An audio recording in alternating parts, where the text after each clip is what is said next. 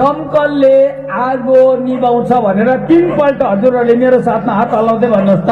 दमकलले आगो निभाउँछ, दमकलले आगो निभाउँछ, दमकलले आगो निभाउँछ। अब नभन्नुहोस्, त्यो त लाठीले पनि जान्दछ। किन भन्दाखेरि यो दमकल भन्ने चिज जहाँ आगो लाग्यो पुगिहाल्दो रहेछ। टङल्याङ टङल्याङ टङल्याङ टङल्याङ टङल्याङ टङल्याङ गर्दै स्मार्टफोन भएकोहरू, आइफोन भएकोहरू, बाठेहरू चाहिँ स्मार्टफोनमा झुन्डेको कारणले दमकल आएको धरि थाहा हुँदैन रहेछ बाठेहरूलाई। तर दमकल आएको चाहिँ लाठीलाई चाहिँ थाहा हुँदो रहेछ गर्छ। त्यसले गर्दा म यो लाठीहरूलाई चाहिँ सलाम ठोक्न माग्छु। कति सचेत छ नि उनीहरू, कति संवेदनशील छन् नि उनीहरू, कति सेन्सिटिभ छन् नि उनीहरू। र यसले गर्दा कमसे कम दमकल आएको त थाहा पायो। अब निम्बोङ ग्यासोकमा एउटा दमकल आउँदैछ, तर त्यो काठको घर जलेको आगो निभाउनको लागि होइन। दमकलले सिमेन्टको हल जल्दाखेरि दमकलको पानीले निभाउँछ। तर आज मैले भनेको दमकल चाहिँ काठको, सिमेन्टको बिल्डिङ निभाउने दमकलको कुरा गरेको होइन। तपाईको मनभित्र एउटा आगो उहिलेदेखि जलेको छ, धुवा फुस निस्कि बस्छ। त्यो पिरोलोको आगो हो, त्यो चिन्ताको आगो, त्यो अफसोसको आगो हो। आजकल आमाहरूलाई पनि अफसोस लाग्दैन रहेछ। बोजूहरूले फेरि मलाई अङ्कल भन्छौ, छक्कै पर्नु, हेर्छु बोजू नै हो। अनि सम्बोधन गर्दा अङ्कल भन्छ। अनि मेरो पालो पनि अब के भनौँ, के भयो बोजू, प्रार्थना गरिदिनुहोस् न। किन भन्, मलाई साह्रै टेन्सन छ। टेन्सन त इङ्ग्लिस हो त, बोजूलाई चाहिँ कसरी याद भएको टेन्सन भने इङ्ग्लिस। तर आजकल टेन्सन होइन, टेन्सन बढेर एन्जाइटी भएको रहेछ। फेरि एन्जाइटी पनि बढेर डिप्रेसन हुँदाखेरि चाहिँ ओह्रालो हेरी बस्दो रहेछ। आजकल धेरै यङ भाइहरू, हाम्रा टिन्स नानीहरूदेखि लिएर बोजूहरू समेत किन घोरिएर निपिसकेको आगोको खरानी चाहिँ के तापेको? यो डिप्रेस्ड मानिसहरू, अशान्त मानिसहरू भित्रै आगो जलेर देखाउनु कसैलाई हुँदैन। मनको आगो कसलाई देखाउनु? श्रीमानलाई भन्नु पनि नसक्ने कुरा छ त्यहाँ, श्रीमतीलाई भन्नु पनि नसक्ने कुराहरू छ त्यहाँ। यति बिघ्ने एन्जाइटी छ जुन कारणले गर्दा उसले बाहिरतिर त भन्न सक्दैन। अनि आखिरीमा गएर एउटै मात्रै उपाय रहेछ, डोरी अनि सिलिङ फ्यान। अचम्म, बल्लको जीवन चाहिँ सिलिङ फ्यानको लागि होइन ल। तपाईहरु म यस पृथ्वीमा नि मिठो खानु आएको, तपाईहरु म यो पृथ्वीमा नि राम्रो लाउनु आएको, तपाईहरु म यो पृथ्वीमा नि राम्रो घर बसाउनु आएको, अनि रमाइलो जीवन बिताउनु आएको, अनि अरूलाई पनि समाजलाई पनि रमाइलो जीवन बिताउनु ल भनेर भन्नु आएको। तर आफ्नै बिजोग छ। त्यसले गर्दा आज मैले अरू केही भन्न आइन। एकपल्ट फेरि पनि यहाँहरूलाई बडादिनको शुभकामना। Happy Christmas, merry Christmas. अब यसरी किन कराएको भन्दाखेरि यही 25 डिसेम्बरको दिन सारा मानव जातिलाई सृजना गर्नुहुने राजाहरूका महाराजा, प्रभुहरूका महाप्रभु, सारा ग्यालेक्सीलाई बनाउनु हुने, सारा मिल्की वेलाई बनाउनु हुने, आकाशका तारागणलाई हुइजा भन्दा छनक पार्नु यस्तो परमेश्वर चाहिँ, कुनै परमेश्वर चाहिँ तपाईँ र मलाई माया गर्नु हुँदो रहेछ। पृथ्वीमा बेसी जाति छैन, 24,000 जातिहरू छन्। त्यो मध्येमा नेपाली जाति एउटा हो। 23,999 जाति अझै पृथ्वीभरि छन् र ती सबैलाई माया गर्ने ठूलो हृदय भएको परमेश्वर। तर उहाँ स्वर्गमा बस्न सक्नु भएन। मान्छे जातिलाई माया गर्दा होइन हौ तिनीहरूलाई भेट्नको लागि म स्वर्गमा बसेर हुँदैन, म धरतीमै जानुपर्छ, तर धरतीमा म परमेश्वर भएर जानु हुँदैन। धरतीको मान्छेलाई भेट्नको लागि मान्छे नै भएर जन्मिनु पर्ने हुनाले म मरियमको कोखबाट भएर जन्मिनु पर्यो भनेर आजभन्दा 2000 वर्ष अगाडि उहाँ मरियमको कोखबाट भएर सानो बालक भएर जन्मिनु भयो। 33.5 वर्षसम्म पृथ्वीमा रहनुभयो। अनि रोमी जाति र यहुदी जातिले मिलेर उनलाई क्रुसमा टंगायो।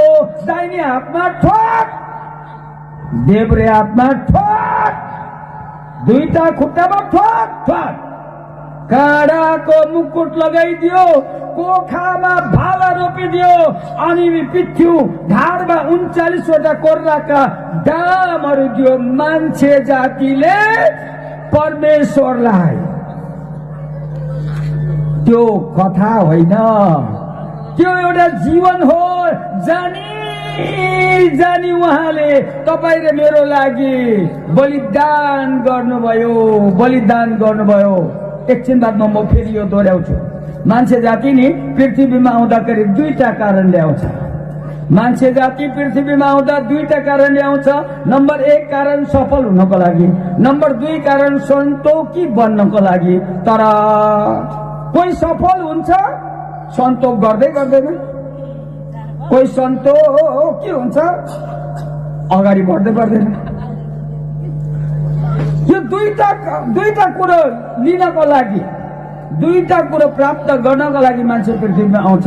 एक दिन एकजना एउटा शिकारी मान्छे, खासमा त शिकार हुनु हुँदैन,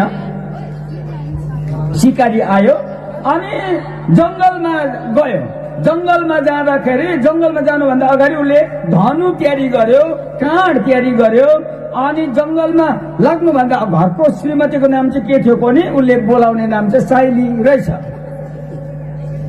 साइली, ए साइली, हजुर म जंगल जाँदैछु शिकार खेल्नको लागि, अनि त म भरे शिकार ल्याएर भुटुवा खानुपर्छ, कराई रनक रन्काइ राख्छ।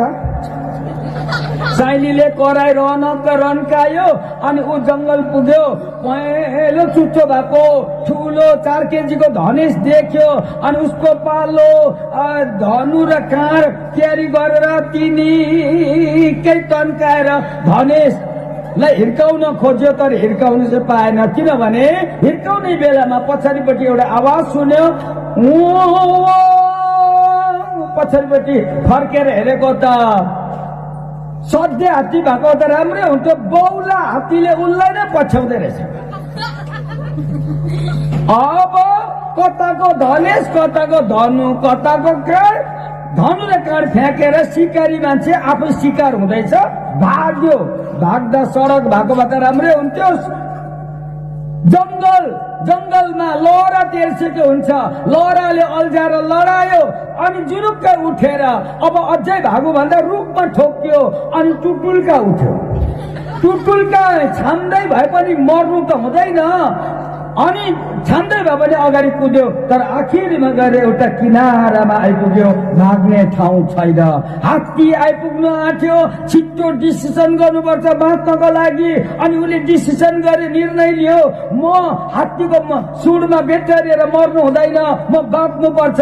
अनि उसले किनाराबाट तल हेरिपठाएको त एउटा खोला बग्दै रहेछ, खला बग्दै रहेछ। अनि माथिबाट हेरिपठायो।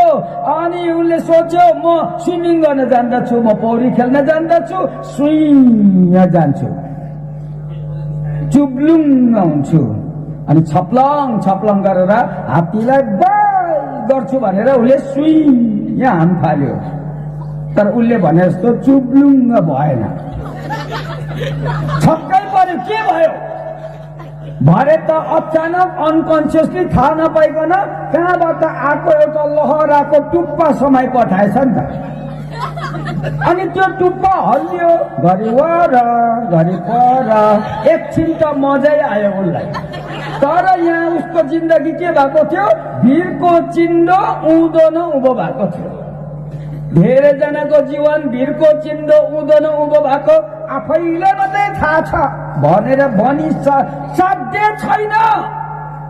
तर त्यति बेला उसलाई के आयो भने के चाहिँ समातेर भन्दा टुप्पो समातेछ। सरर हेरिपठाएको त एउटा जरा रहेछ। जरा त्यही पनि कुत्ताले मुसा आएर त्यही जरा चाहिँ कुटु कुटु खाँदै रहेछ। एउटै भागमा भएको उसको जीवनको सहारा त्यो लहरा, त्यो पनि चुडिने बेला भयो। अनि उसले सोच्यो लहरा सिधै जानुभन्दा लहरा छोडेर जान्छु। अनि उसको पालो तल खोलामा हेरि पठायो। अनि अब फेरि अघिको चाहिँ सुइँ जान्छु। यसो हेरेको त अघि त खोला मात्रै पो बग्दै थियो, अहिले त मान्छेको गन्ध थाहा पाएर ठुलो गोइले मुख आँगेर वेलकम टु यु भन्दै रहेछ। हात्तीबाट भागेको मान्छे अहिले आएर गोइको मुखमा परेको छ। अनि हामी कतिजनाको जीवन चाहिँ त्यस्तै स्थितिमा छ। भन्नु मात्रै सकेको छैन, भन्नु मात्रै सकेको छैन। म तपाईँसँग बात गर्दैछु जो चाहिँ यो स्थितिमा हुनुहुन्छ र पनि बाँचेको जस्तो तपाईँलाई लाग्दैछ, बाँचिराखेको चाहिँ होइन। तपाईँले जिउन सकिराखेको छैन, यहाँ जीवनलाई जिउन सकेको छैन। तपाईँले घिस्याउँदैछ। घिस्रिनु राम्रो होइन, तर के गर्ने? आपद छ, विपद छ। अनि यस्ता मान्छेको लागि चाहिँ एउटा दमकल परमेश्वरले पठाउनु हुँदैछ। त्यो दमकल चाहिँ भित्रको पिरोलो अफसोसको आगो मेटाउनको लागि येशू दमकल बनेर आउनु हुँदैछ तपाईँको जीवनमा। अनि ग्यासोकले स्वीकार गर्नुपर्छ, मलाई त येशू पो चाहिएको रहेछ। मेरो मनको पिरोलोको आगो मेट्नको लागि दमकल त येशू हुनुहुँदो रहेछ भनेर यदि तपाईँले थाहा पाउनु भयो भने पक्कै पनि तपाईँको लागि येशू आउनु भएको छ। अनि एक दिन म नेपाली स्कुल पढेको मान्छेलाई, त्यस्तो स्थितिको मान्छेलाई के भन्छ भनेर मैले एकजनालाई सोधेको, शनि ग्रहले भेटेको मान्छे पो त्यस्तो हुन्छ त, उँधो न उँभोको भन्यो। अनि पक्कै पनि शनि ग्रह लागेको हुँदो रहेछ मान्छेहरूलाई। अनि म नेपाली स्कुल पढेकोलाई एक दिन एकजनाले इङ्ग्लिसमा सोध्यो, वाट इज शनि ग्रह? अरे मेरो पालो भन्थे शनि ग्रह इज इक्वल टु पाप। पाप इज इक्वल टु शनि ग्रह बराबर हो। जसलाई शनि ग्रह लागेको छ उसले पाप गरेको छ, जसले पाप गरेको छ उसलाई शनि ग्रह लागेको छ। कुरा एउटै हो, तर शनि ग्रहलाई हटाउने उपाय त होला नि त भन्दा शनि ग्रहलाई हटाउने एउटै मात्रै उपाय रहेछ। ग्रहलाई हटाउनु ग्रह नै चाहिन्छ, ग्रहलाई हटाउनु ग्रह नै चाहिन्छ। शनि ग्रहलाई हटाउनु चाहिँ परमेश्वरबाट आएको अनुग्रह नै चाहिने रहेछ। यसै कारणले शनि ग्रहले सताइएका मेरा प्रियहरू, तपाईँलाई म रिक्वेस्ट गर्छु, तपाईँ अर्को ग्रह लिनुहोस्, त्यो अनुग्रह लिनुहोस्, त्यो प्रेम लिनुहोस्। परमेश्वरले अङ्गालो मारे भन्छ, शनि ग्रहले सताइएका छौ डोरी नखोज, मेरो अङ्गालो खोज। सिलिङ फ्यान्केको मलाई हेर। उहाँ यस्तो परमेश्वर हुनुहुन्छ, तपाईँलाई साह्रै माया गर्छ, साह्रै माया गर्छ। इटलीमा एकजना मान्छे हुनुहुन्थ्यो, उहाँ चाहिँ मूर्तिकार हो नि।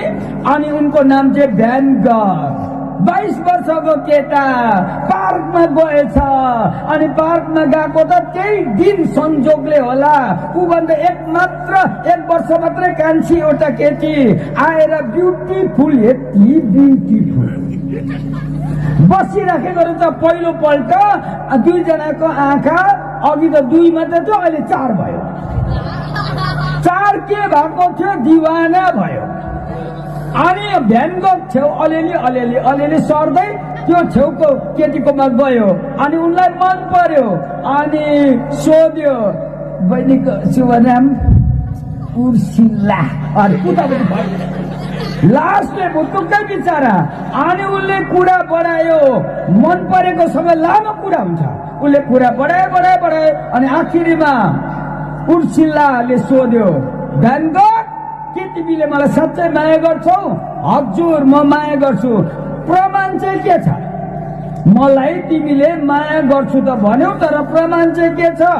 छाती चिरेर देखाउनु सकेको भए तिमीलाई म यति बिग्र माया गर्छु, यहाँ भित्रै छ। अरे उर्सिलाले पत्याएन। साँच्चीकै तिमीले मलाई प्रेम गर्छौ भने तिमीले मलाई कोसेली दिनुपर्छ। त्यो कोसेली अरू केही होइन, भोलि या 2 बजी यही पार्कमा आउनु। कोसेली चाहिँ अरू केही चाहिँदैन मलाई, तिम्रो दाहिने कान चाहिँ काटेर ल्याऊ।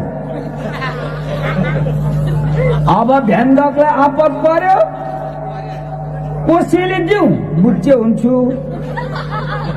कोसेली नदिउँ जीवन रहित ऊदेखि टाढा हुन्छु। होइन म यसलाई यति बिघ्न माया गर्छु, नाथु एउटा कान दिनु ठुलो कुरो भएन भनेर घरमा गयो, रातभरि सुतेन। भोलि 2 बजी पार्कमा पुग्नुपर्छ। अनि उसले एउटा छुरी ल्यायो। अनि छुरी ल्याएर एउटा बटुको अनि अलिकति रुवा ल्याएर ड्रेसिङ ऐनाको अगाडि उभिएर आँखा चिम गरेर उर्सिला पोक पारेर रुवा च्याप्पै टालेर कुद्या। 2 बजे त्यहाँ पुग्नुपर्छ। अनि उर्सिलाले हिजो मागेको कुरा उर्सिलाले चाहिँ फेरि बिर्सेछ। के नै ल्याइदियो, के ल्यायो भनेको त पोका खोल्दा त रातो कान पो। अनि उर्सिलाले मनमा सोच्यो प्रेम पछि बिहा हुन्छ, तर बिहा चाहिँ बुच्चेसँग हुन्छ के त। समस्या पर्यो, यहाँ समस्या पर्यो। त्यो त एउटा कथा हो, तर आज हजुरहरूलाई परमेश्वरले भन्नुहुन्छ भ्यान गगले आफूले मन परेको केटी उर्सिलालाई प्रेम गर्दा कान काटेर कोसेली नै दियो। तर प्रभु येशू ख्रीष्ट सारा मानव जातिको एकमात्र प्रेमी परमेश्वरले भन्नुहुन्छ, ओ निम्बोङका मेरा प्रियहरू, म तिमीलाई प्रेम गर्छु। प्रेमको प्रमाण कान होइन, मेरो जीवन नै प्रमाण छ। मेरो दाहिने हात हेर काँटी ठोकेको छ, मेरो देब्रे हात हेर काँटी ठोकेको छ, मेरो 2टा खुट्टा हेर काँटी ठोकेको छ। मैले सुनको मुकुट होइन काँडाको मुकुट लगाएको छु। मैले अरू केही होइन, कोखामा भाला रोपेको छ। तिमीहरूको निम्ति मैले पानी बगाइन, तिमीहरूको निम्ति मैले दुध बगाइन, मैले रगत बगाए। रगत भनेर येशू ख्रीष्टले बताउनुहुन्छ। अनि ख्रीष्ट येशूले रगत बगाउनै पर्थ्यो। उहाँले आफ्नै रगत, अर्काको रगत होइन, आफ्नै रगत चाहिँ निम्बोङका मेरा प्रियहरूको लागि उहाँले बगाउनु भएको छ। तर एक दिन मैले एउटा फेदाङमालाई सोधेको चाहिँ, हेलो फेदाङमा दाइ, तपाईँले मुन्तुम गाउँदै कालो भाले चट्ट काटेर के गर्नु भएको? अनि उनले भन्यो लाटा लठुवा, त्यति पनि बुझ्दैनस्? होइन बुझ्दिन र त भनेको। यो रातो र कालो भालेको कुरा होइन। यहाँ त पानीले हुँदैन, दुध बगाएर हुँदैन।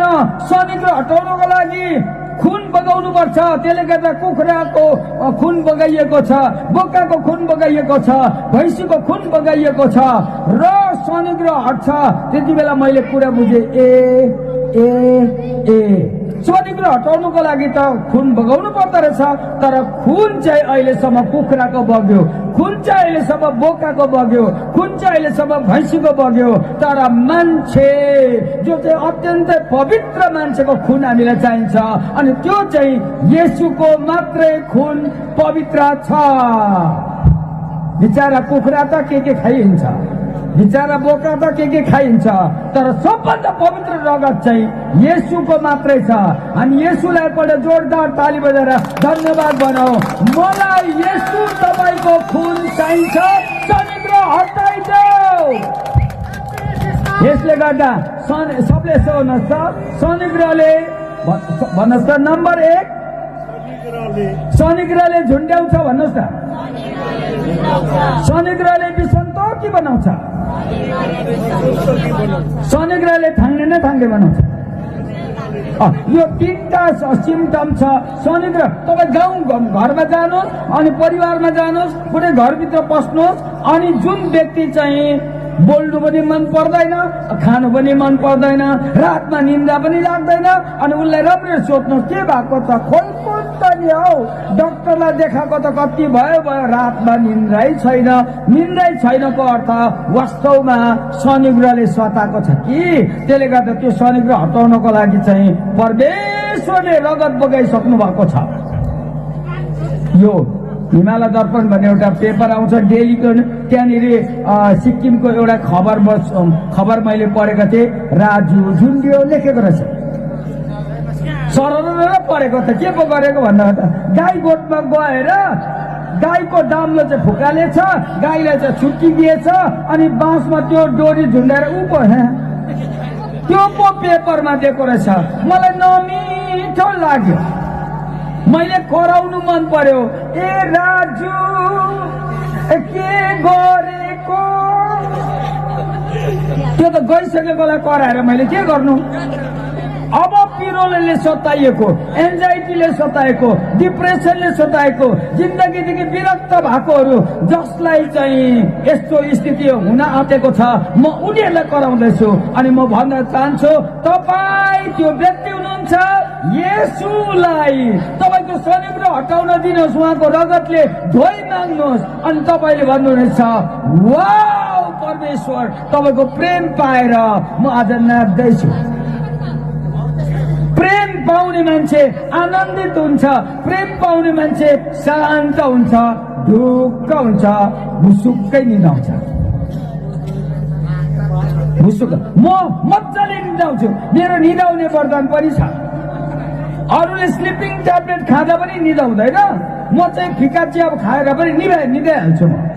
किनभने म भित्र येशू आउनु भएको छ, येशूको रगत मैले विश्वास गरे, मेरो शरीर हटेको छ। मेरो लागि एकपल्ट जोरदार ताली बजाइदिनुहोस् न। म शरीर हटाइएको, शरीर हटेको मान्छे हो। म अब झुन्डेर मर्नु पर्दैन, चेलिएर मर्नु पर्दैन, हाम फल्नु पर्दैन। मैले म भित्र येशू आउनु भएको छ अनि भन्नुहुन्छ त भित्र मैले खुसियाली हालेको छु, रमाट हालेको छु, आनन्द हालेको छु। त्यसले गर्दा होला विभिन्न ठाउँकोले हाम्रोमा पनि आइदिनुहोस् त। अरे अस्ति हङकङले गइदिए लु त, हाम्रोमा पनि आइदिनुहोस् अरे मलेसियाले, त्यहाँ पनि गइदिए। हाम्रोमा आइदिनुहोस् अरे सिङ्गापुरले, त्यहाँ पनि गइदिए। हाम्रोमा आइदिनुहोस् अरे दुबईमा, त्यहाँ पनि अबुधाबीमा गइदिए। अनि हाम्रोमा आइदिनुहोस् अरे अमेरिका हिजो अस्ति गएरै आएको ल। यसले गर्दा याद गर्नु होला, आनन्दले भरिएको मान्छेलाई चारैतिर बोलाउँछ। किनभने म आनन्द पस्किन्छु, म रमाहट पस्किन्छु, म खुसियाली पस्किन्छु, म शान्ति पस्किन्छु। शान्ति दिनुहुने येशू म भित्र हुनुहुन्छ। तर शनिग्रहले झुन्ड्याउने काम मात्रै गर्दैन, विसन्तोकी बनाउँदो रहेछ। एक दिन एउटा दाजुको घरमा गएको थिएँ, दाजु मोटो ताजा, भाउजू लुटी। एउटा केटी त्यतिको राम्री नै हो, ब्युटिफुलै भन्नु। टेबलमा तातो पानी राखेछ, हर्लिक्स राखेछ, अनि पानी तातो पानीमा हर्लिक्स हालेर खेटकट्याक खेटकट्याक खेटकट्याक खेटकट्याक गर्दै थियो। मैले यसो हेरेँ, मलाई हर्लिक्स खुब मन पर्छ। मैले सोचे म जानुभन्दा अगाडि फिटेको मलाई दिने त कुरा आएन, फिटेर मलाई दियो भने नपिउने कुरा आएन भनेर मेरो पालो सोफामा बसे, आशा गरे मलाई हर्लिक्स दिन्छ भनेर। फिटेर मेरो छेउमा ल्यायो, देला जत्तिकै गरेर दिएन। अनि मैले सोचेँ यो लुटी भाउजूको लागि फिटेको होला। मैले हेर्दैछु लुटी भाउजूको छेउमा लगेर पनि भाउजू लुटीलाई पनि त्यो हर्लिक्स दिएन। अब एउटै मात्र मोटो न मोटो, ताजा न ताजा दाजु छ, त्यो केटीले लगेर लिनुहोस् पिउनुहोस् भन्छ। ताजा न ताजा दाजुले त तातो हर्लिक्स खायो, मेरो मन चिसो भयो।